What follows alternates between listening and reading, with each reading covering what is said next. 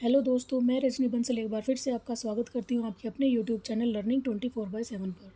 दोस्तों, मैं आशा करती हूँ कि आपने पिछली वॉल्यूम को पढ़ लिया होगा। तो आइए देर ना करते हुए चलते हैं अपने नेक्स्ट चैप्टर पर, cry the peacock part 2 chapter 3। Gautam and Maya attend the party at mister Lal's house. Mister Lal अपने घर पर एक पार्टी ऑर्गेनाइज करते हैं और गौतम और माया उसे अटेंड करने के लिए जाते हैं। मिसेस लाल की आंख में स्टाई यानी बिलोनी हो रखी है और वह अपनी पार्टी में उनके मोहल्ले में होने वाली चोरी की वारदातों के ऊपर बात कर रही हैं।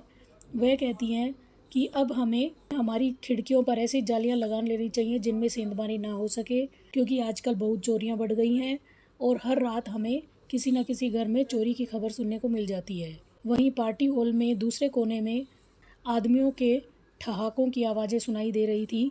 गौतम के सिख दोस्त हरबंस सिंह ने एक टाइट सूट और पीली पगड़ी पहनी हुई है और वह अपने कंधों के ऊपर से उचक कर औरतों की ओर देखता है कि कहीं वह उनके मजाक को सुन तो नहीं रही हैं।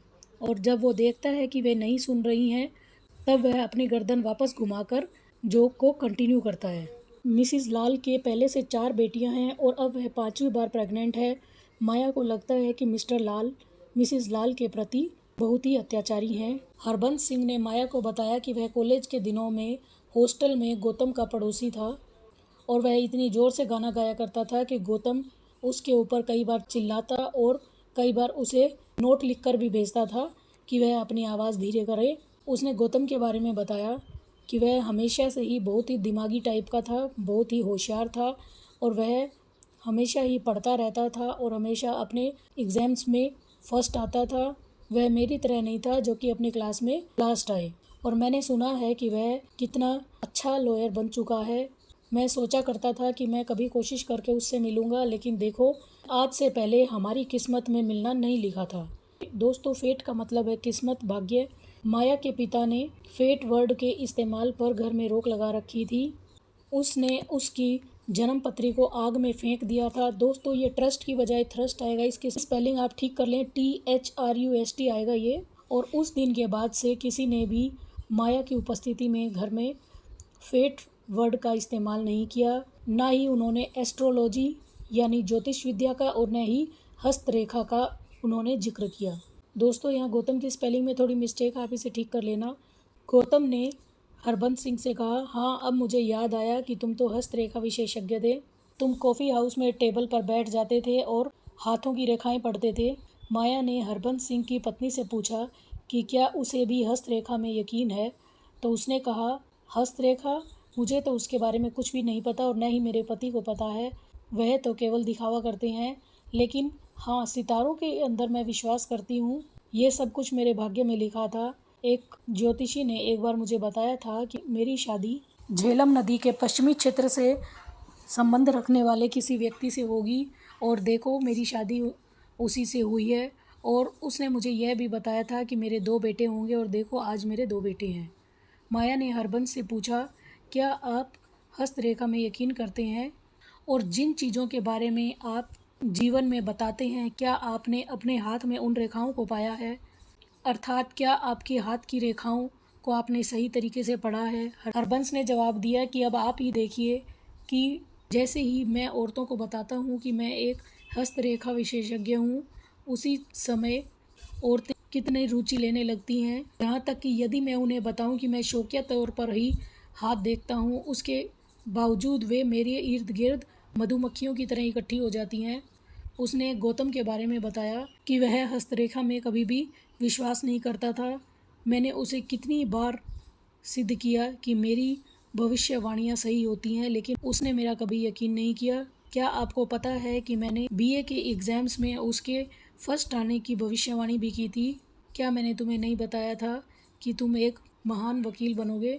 हरबंस सिंह ने औरतों के विषय में कहा, औरतें हम आदमियों की अपेक्षा कम साहसिक होती हैं और यही कारण है कि वे अपने भाग्य के बारे में पहले से ही जान लेना चाहती हैं ताकि वे इसके लिए तैयार रह सकें। माया को याद आता है कि एक बार उसके बचपन में उनके घर के बाहर उसने एक भालू का तमाशा देखा था। उसके पिता राय साहब ने भी उसे एक विशेष छोटे भालू की कहानी सुनाई थी और जैसा कि डॉक्टर ने एडवाइस किया था कि उसे सभी तरह की चिंताओं और उत्तेजनाओं से दूर रखा जाए, उसके बावजूद एक बार वह सो रही थी और उसका सपना एक नाइटमेयर यानी बुरे सपने में बदल गया, जिसमें एक कमज़ोर और हिलते हुए पैरों वाले भालू एक लाइन में खड़े होकर डांस कर रहे थे। दोस्तों, यहाँ रो की स्पेलिंग ROW कर लेना आप। डॉक्टर को बुलाया गया क्योंकि माया की तबीयत खराब हो गई थी और माया के पिता ने उस दिन आदेश दिया कि उनके घर के बाहर कभी भी किसी भी जानवर का तमाशा नहीं दिखाया जाएगा। प्रेजेंट डे, आज के दिन माया उस घटना को याद करती है जब एल्बिनो एस्ट्रोलॉजर ने उससे पूछा था कि क्या उसने मोर की चीखें नहीं सुनी। उसने यह भी बताया कि मोर दर्द से चीखते हैं और वह चिल्लाते हुए कहते हैं, लवर लवर मियो मियो आए डाए। एल्बिनो ने कहा मोरों को बारिश पसंद है और उससे पूछा, बच्चे क्या तुमने कभी मोरों को प्यार करते हुए देखा है। संभोग करने से पहले वे आपस में लड़ाई करते हैं। वो एक दूसरे की छाती पर अपनी चोंच से प्रहार करते हैं और उसे चीर डालते हैं और उसमें से बहुत खून बहने लगता है और वे हाँफने लगते हैं। और जब वे इस लड़ाई में थक जाते हैं उसके बाद वे संभोग करते हैं। मोर बहुत बुद्धिमान होते हैं। उनकी पंखों पर बनी 100 आँखों ने जीवन के सच और मृत्यु को देखा है। अर्थात उनके पंखों पर जो आँखें बनी हुई हैं वह जीवन में सच्चाई और मृत्यु का प्रतीक हैं। अब माया मोर की आवाज़ों को समझने लगी थी। लवर आई डाई, जो कि कहती हैं कि लवर मैं मर रही हूँ। वह उन मोरों के लिए रोती है और स्वयं के लिए भी रोती है क्योंकि उसे लगता है कि लवर आई डाई वाली जो मोरों की आवाज़ है वो उसकी खुद की आवाज़ है। उसे लगता है कि मोर उसकी व्यथा को ही कह रहे हैं। अक्सर दोपहर के समय माया सोचती है कि यह एक बुरा सपना है, लेकिन रात्रि के समय उसे यह सब बातें वास्तविक प्रतीत होती हैं। माया को लगता है कि क्या मैं पागल हो गई हूँ। मेरे पिता, मेरे भाई, मेरे पति, इन तीनों में से मेरा रक्षक कौन है। मुझे एक रक्षक की ज़रूरत है। मैं मर रही हूँ और मैं जीना चाहती हूँ। मैं प्यार में हूँ और मैं मर रही हूँ। हे प्रभु, मुझे सोने दो, मुझे माफ़ कर दो और मुझे आराम करने दो। लेकिन नहीं, मैं दोबारा कभी नहीं सोऊंगी क्योंकि अब कोई भी आराम नहीं है, केवल मृत्यु और इंतज़ार है। दोस्तों, ये लाइनें माया की मनस्थिति का वर्णन करती हैं कि किस प्रकार वह अपनी ही सोच में उलझी रहती है, किस प्रकार उसे नाइटमेयर्स यानी बुरे स्वप्न आते हैं और वह उन्हीं को सच मानकर अपने जीवन की वास्तविकता से दूर भागती रहती है। अब चलते हैं चैप्टर नंबर 4 पर। Maya so that Gautama was reading Urdu couplets. Maya ने देखा कि गार्डन में गौतम और उसके दोस्त बैठे हुए हैं और गौतम उर्दू के दोहे पढ़ रहा है और उसके दोस्त उसकी प्रशंसा करते हैं। यह सब देखकर माया को याद आ जाता है कि उसके घर के गार्डन में भी उसके पिता अपने दोस्तों के सामने ऐसे ही कुछ दोहे पढ़ते थे। माया उन लोगों को ज्वाइन करना चाहती है, लेकिन वह भारी मन से दरवाजे से ही लौट जाती है। उसे लगता है कि उसने खुद के लिए एक प्राइवेट हेल यानी निजी नरक तैयार कर लिया है और टॉर्चर, गिल्ट यानी दोष, डर और इम्प्रिजनमेंट यानी कारावास, ये उसके प्राइवेट हेल की 4 दीवारें हैं और मृत्यु तो निश्चित थी। माया सोचती है कि हे भगवान, जब आपने मुझे इतनी दुख दिए हैं तो उन्हें बर्दाश्त करने के लिए क्या आप मुझे एक और हृदय नहीं दे सकते थे। माया के लिए घृणा एक नया इमोशन था। उसने सोचा कि अवश्य ही मेरे माथे पर कोई निशान बना होगा जो कि उस धुंधली आंखों वाले एल्बिनो को बहुत पसंद आया होगा, जिसने कि इस निशान को पहचान लिया था। और उस निशान के ऊपर अब सितारे प्रतिशोध की भावना से कूद पड़े हैं और इस निशान ने मेरे और गौतम के बीच एक लगातार और घातक प्रतिस्पर्धा की भविष्यवाणी की है। यह घातक प्रतिस्पर्धा है कि माया और उसके पति गौतम में से पहले कौन मरने वाला है। मैंने इस निशान की व्याख्या करने का, इसे एक नाम देने का, इसे एक स्थान देने की कोशिश की है। क्या यह एक तीर का निशान था या एक कोफिन यानी ताबूत का निशान था, या यह क्रॉस का निशान था, या एक सितारे का निशान था। और ऐसी कौन सी चीज़ थी जिसकी वजह से भगवान इस तक पहुंच गए और उन्होंने अपनी ठंडी उंगलियों से इस निशान को छुआ और उन्होंने इस तरह से मेरे माथे को छुआ कि वह मृत्यु की भविष्यवाणी बन जाए। उसने गौतम के विषय में सोचा, यदि हमारे बीच कोई संबंध होता, अवश्य ही गौतम ने इस रिश्ते में खिंचाव महसूस किया होता। उसी समय गौतम आ जाता है और गौतम उससे पूछता है। माया यह सब बातें गौतम और उसके मित्रों को गार्डन में छोड़कर अंदर आने के बाद सोचती है। इतने में गौतम अंदर आ जाता है और वह उससे पूछता है, अरे तुम यहाँ हो, तुम इस तरह हम लोगों से क्यों भाग आई, मूर्ख लड़की। और माया बुदबुदाती है कि तुम मुझे नहीं चाहते। गौतम को गुस्सा आ जाता है और वो कहता है, तुम्हें नहीं चाहता? क्या मैंने तुम्हें कभी ऐसा कहा है? क्या किसी और ने तुम्हें ऐसा कहा है कि मैं तुम्हें नहीं चाहता? तुम ये सब मेलोड्रामा क्यों करती हो? मुझे सचमुच हैरानी होती है कि इतने बुजुर्गों की महफिल से तुम क्या उम्मीद करती हो। ऑल स्लाइटली इनेब्रिएटेड, सब लोग हल्के नशे में थे और उर्दू में बोल रहे थे। इसके बावजूद तुमने सबको शर्मिंदा कर दिया। माया ने कहा, मैं परवाह नहीं करती।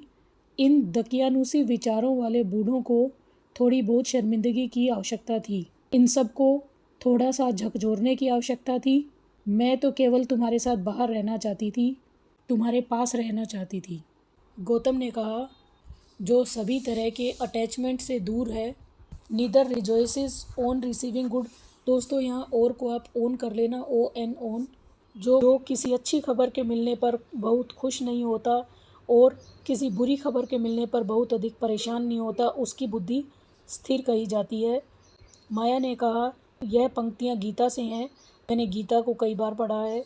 गौतम ने कहा, यदि मनुष्य वस्तुओं के बारे में सोचता है तो वह उनके प्रति अटैच हो जाता है और अटैचमेंट से चाहत पैदा होती है और चाहत से क्रोध पैदा होता है और क्रोध से भ्रम पैदा होता है और भ्रम से बुद्धि का नाश हो जाता है। दोस्तों यहाँ डिल्यूज़न की स्पेलिंग ठीक कर लेना आप, DELUSION यही सही स्पेलिंग है। From delusion loss of memories cost. बुद्धि का नाश होने से मनुष्य में विभेदीकरण में कमी आ जाती है, वह चीज़ों में डिफ्रेंशिएट नहीं कर पाता और विभेदीकरण का नाश होने से उसका विनाश हो जाता है। माया ने कहा, तुम मेरे बारे में कुछ भी नहीं जानते और तुम यह भी नहीं जानते कि मैं किस तरह प्यार कर सकती हूँ, मैं किस तरह से प्यार करना चाहती हूँ और मेरे लिए प्यार कितना महत्वपूर्ण है। लेकिन तुमने तो कभी प्यार किया ही नहीं और तुम मुझे प्यार नहीं करते। गौतम माया को बोधि वृक्ष के नीचे बैठे हुए ध्यान मग्न साधु की तरह लगता था, जो टाइगर की मुलायम खाल के ऊपर बैठा हुआ था और वह इतना तुनक मिजाज था कि वह धरती को भी छूना नहीं चाहता था। माया ने उसे प्यार न करने की शिकायत की, लेकिन उसने माया का मजाक उड़ाते हुए कहा कि उसका दिमाग तीसरे स्तर की कवित्री के समान है, अर्थात उसे जरा भी समझ नहीं है।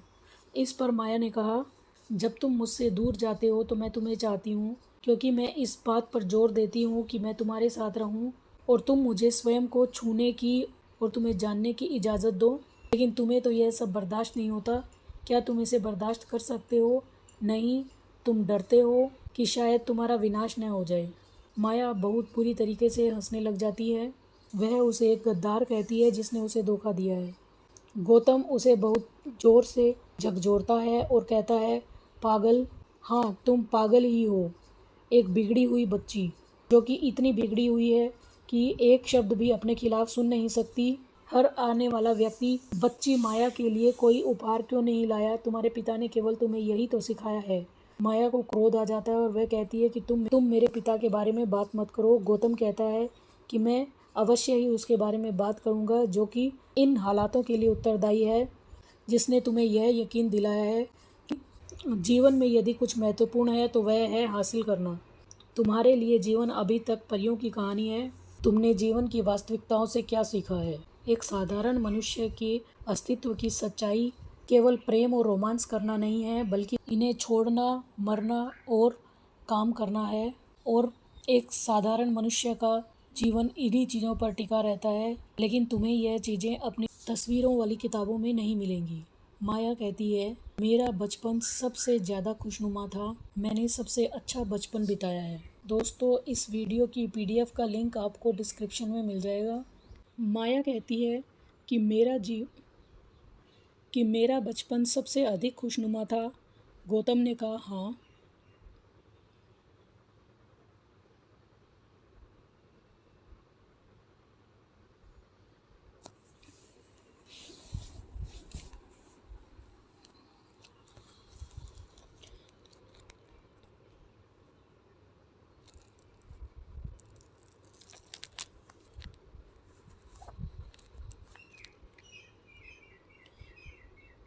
गौतम ने कहा, हाँ।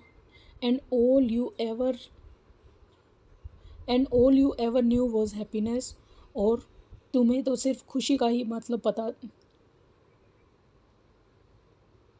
गौतम ने कहा, हाँ। और गौतम ने कहा, yes. And all you ever knew was happiness, और तुम्हें तो केवल खुशी का ही पता था। यह तो एक अपराध है, और यह अपराध इसलिए है क्योंकि यह सब एक भ्रम था। और आज देखो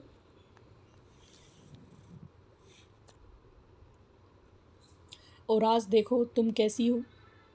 और आज देखो तुम और देखो आज तुम कहाँ पहुँच गई हो। Capable of seeing nothing but delusions.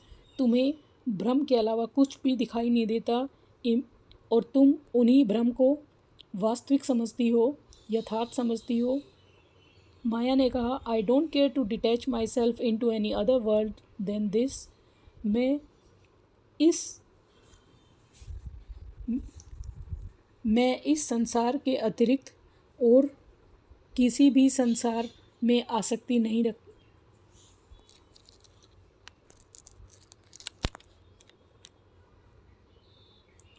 माया ने कहा कि मैं जरा भी परवाह नहीं करती, और मैं इस संसार के अतिरिक्त किसी अन्य संसार में आसक्त।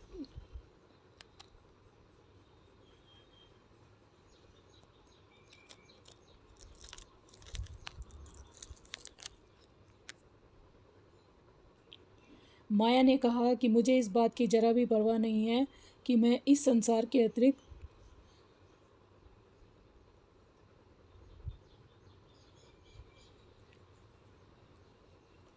कि मैं अपने संसार के अतिरिक्त किसी दूसरे संसार में अनासक्ति दिखाऊं। It isn't boring for me it isn't boring for me. मेरी दुनिया मेरे लिए बोरिंग नहीं है, जरा भी बोरिंग नहीं है, कभी कभी भी बोरिंग नहीं थी। I suppose I get much more out of it than you do. और मुझे लगता है कि मैंने जीवन से तुमसे अधिक प्राप्त किया है। Could you sit here on the steps without a book, without a piece of paper even, just looking at the trees and thinking about them? But you see, I can. क्या तुम यहाँ बैठ सकते हो सीढ़ियों पर, बिना किसी किताब के, बिना किसी पेपर को हाथ में पकड़े, केवल इन पेड़ों को देखते हुए और उनके बारे में सोचते हुए? लेकिन तुम देखो, मैं ऐसा कर सकती हूँ। I have so much to look at. मेरे पास देखने के लिए इतना कुछ है, टच करने के लिए, फील करने के लिए इतनी चीज़ें हैं, और उन सब के बारे में खुश होने के लिए। I like to work about hair and touch things, leaves, sticks, earth. और मैं इन चीज़ों पे और मुझे इन चीज़ों के लिए काम करना पसंद है, और मुझे पत्तियों को, टहनियों को,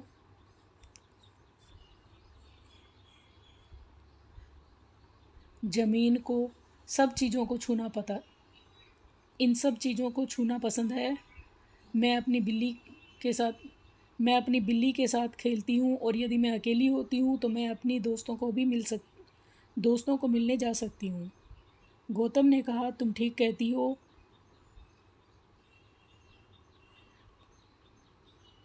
और तुम ऐसे दौर में हो जहाँ तुम मुझसे कम अहमवादी हो।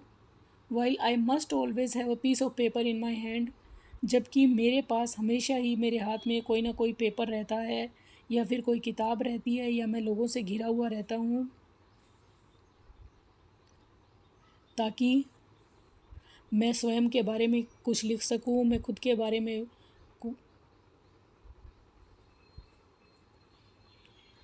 ताकि मैं उनमें खुद को खोज सकूं, ताकि मैं उनसे मेरे बारे में बातें कर सकूं। You are the one who can bear to be absolutely alone, losing your self in your garden and your pets. और केवल तुम ही ऐसी हो जो इन सब चीज़ों को बर्दाश्त कर सकती हो और खुद को खुद को अपने गार्ड और खुद को अपने और खुद को अपने गार्डन में और अपने पेट्स और खुद और स्वयं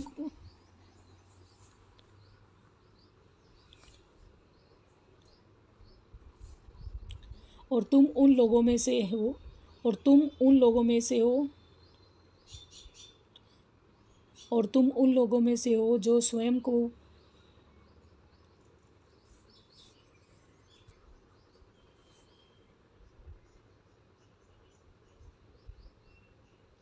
और तुम उन लोगों में से हो जो पूरी तरह से इन चीज़ों को बर्दाश्त कर सकते हैं और जो स्वयं को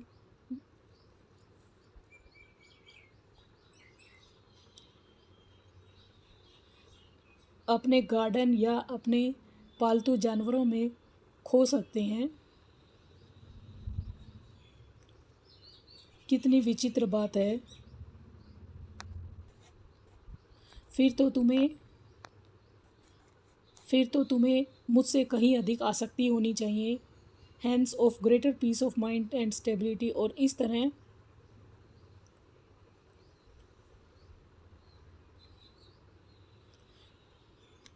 और इस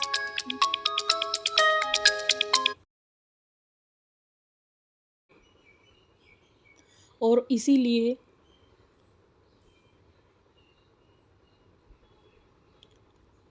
कितनी विचित्र बात है। Then you should be capable of far greater attachment than I. फिर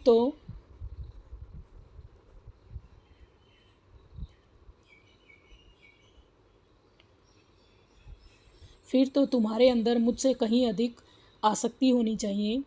hence of greater peace of mind and stability. और मुझसे कहीं अधिक मन की शांति और स्थिरता भी तुम्हारे पास होनी चाहिए। That is the end of our philosophical aspiration that is the end of our philosophical aspirations. और यही हमारी दार्शनिक महत्वाकांक्षाओं का अंत होता है। To exist like a lily upon water. कि हम जल में लिली की तरह रहें। Rooted in water yet with its petals dry. Rooted in water yet rooted rooted in water yet with its petals rooted in water yet with its petals dry untouched by it. बेशक lily की जड़ें पानी के अंदर होती हैं, लेकिन फिर भी इसकी पत्तियां सूखी रहती हैं, जैसे कि लिली के पौधे ने पानी को टच भी ना किया हो। इसी प्रकार गौतम कहना चाहता है कि इसी प्रकार मनुष्य को भी संसार में रहते हुए संसार की चीज़ों के प्रति आसक्ति छोड़कर विरक्ति का भाव अपनाना चाहिए। He admits that the Gita says of detachment, the freedom of the lotus from water, of the lamp from winds, of the tortoise from all contact। Gautam यह बात स्वीकार करता है कि गीता अनासक्ति का पाठ पढ़ाती है।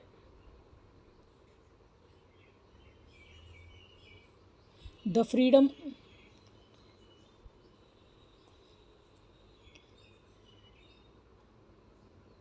जिस प्रकार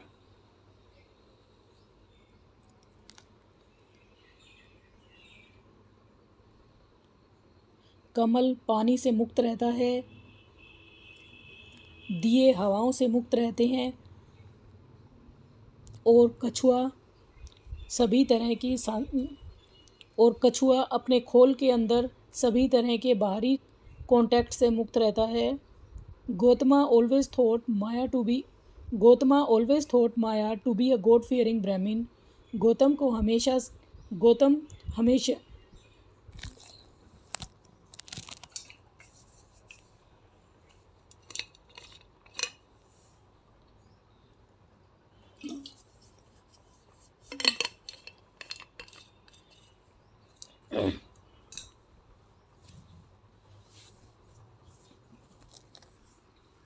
गौ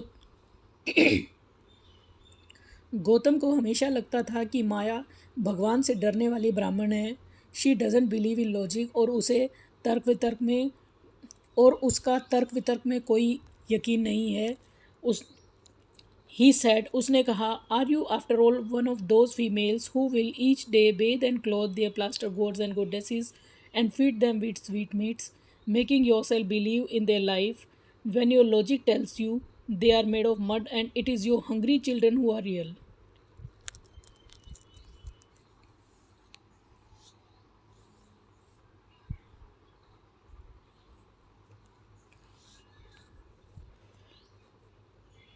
गौतम कहता है कि आखिरकार क्या तुम भी उन्हीं औरतों में से हो जो हर रोज़ प्लास्टर से बने हुए देवताओं और देवियों को प्लास्टर से बनी हुई देवताओं और देवियों की मूर्तियों को हर रोज़ नहलाते हैं, उन्हें कपड़े पहनाते हैं, उन्हें मिठाइयाँ खिलाते हैं और उनके जीवित होने में और उनके जीवित होने में यकीन करते हैं, जबकि तुम्हारा तर्क तुम्हें यह बताता है कि वे सब मिट्टी के बने हैं और ये जो तुम्हारे भूखे बच्चे हैं वही यथार्थ है। यानी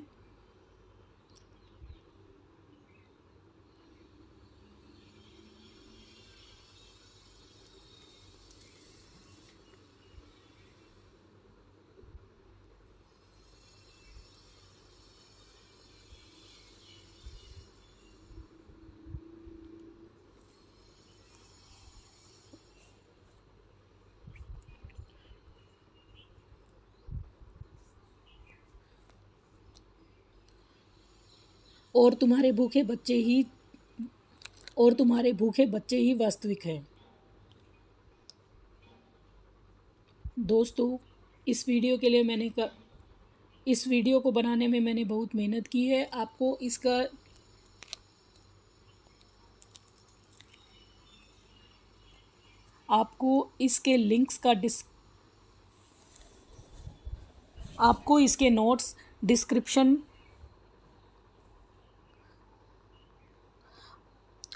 इसके नोट्स का लिंक डिस्क्रिप्शन में मिल जाएगा।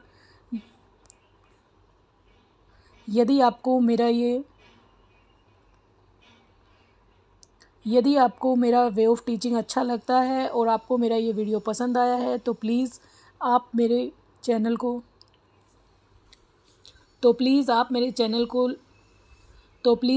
चैनल को सब्सक्राइब करके मुझे सपोर्ट करें। Thanks for watching. Bye bye.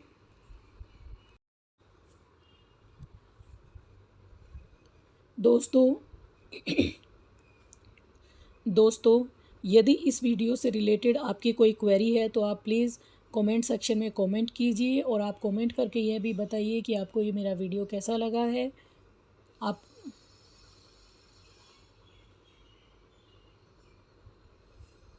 यदि आपको मेरा यह वीडियो अच्छा लगा है तो आप इस वीडियो को लाइक कीजिए, इस पे कमेंट कीजिए, इसे शेयर कीजिए और प्लीज़ और मेरे इस चैनल को सब्सक्राइब कीजिए।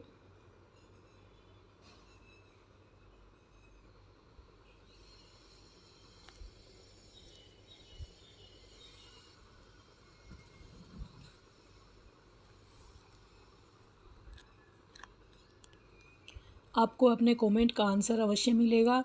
Thanks for watching. Bye bye.